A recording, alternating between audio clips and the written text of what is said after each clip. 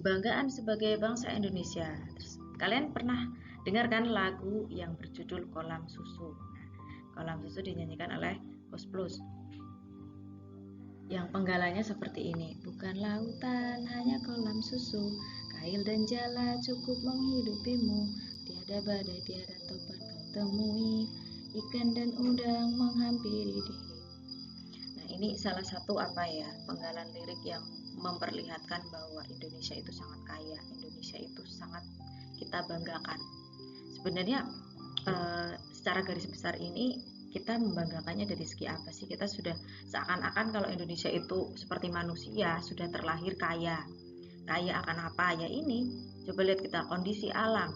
Kondisi alamnya itu kepulauan terdiri atas 17.504 pulau.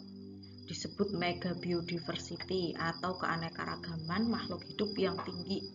Bahwa 10% tumbuhan, 12% mamalia, 16% reptil, 17% burung, 25% ikan yang ada di dunia hidup di Indonesia. Nah, ya kan?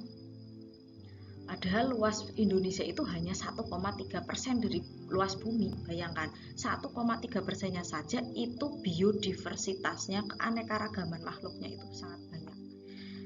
Kekayaan makhluk hidup Indonesia menduduki peringkat ketiga setelah negara Brasil dan Republik Demokratik Kongo.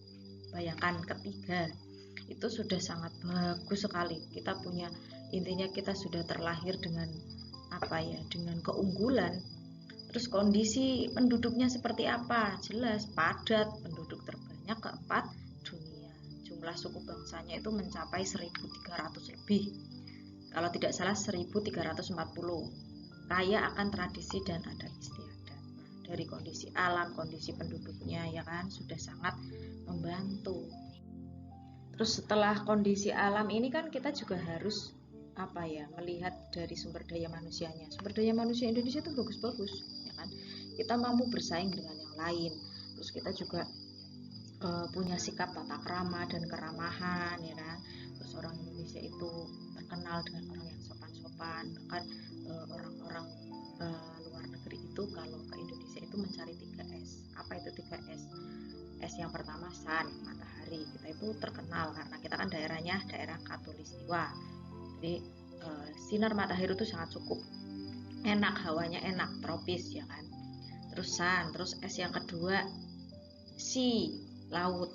Ya kan kepulauan, berarti kita punya banyak laut. Lautnya indah-indah seperti di Raja Ampat, terus Kepulauan Seribu, masih banyak sekali. Terus Karimun Jawa itu banyak sekali spot-spot laut yang indah. Terus S yang ketiga ini adalah smile. Smile itu senyum ya. Orang Indonesia itu senyum, ramah tamah.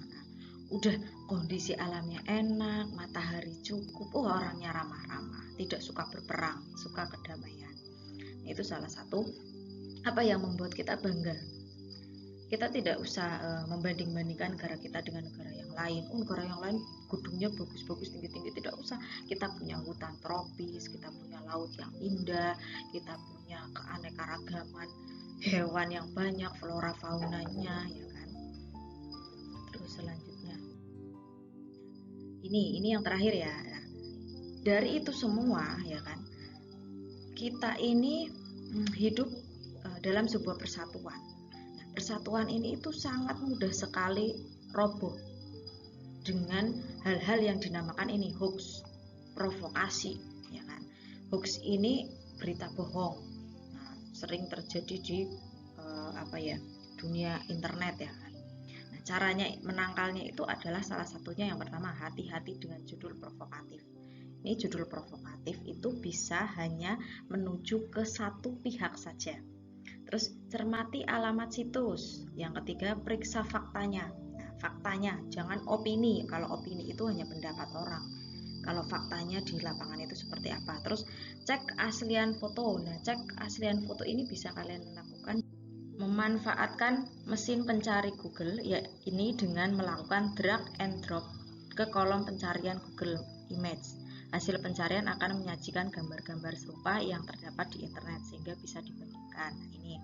Terus kalian juga sering-sering kunjungi websitenya Kominfo Go.id ya, Kominfo Go.id. Nah, itu bisa kalian lihat-lihat di situ. Nanti ada tips dan triknya. Terus bertanya kepada orang yang lebih tua, guru, dan orang yang ahli di bidangnya. Kalau misalkan masalah COVID ini ya kan, kalian tanya kepada yang ahli bidangnya di kesehatan. Terus kalau masalah itu masalah agama-agama yang ada di internet itu gimana, yang seperti ini, kalian bisa tanyakan kepada yang seperti ahli agama, ustadz ya, ustazah atau pendeta ya kan.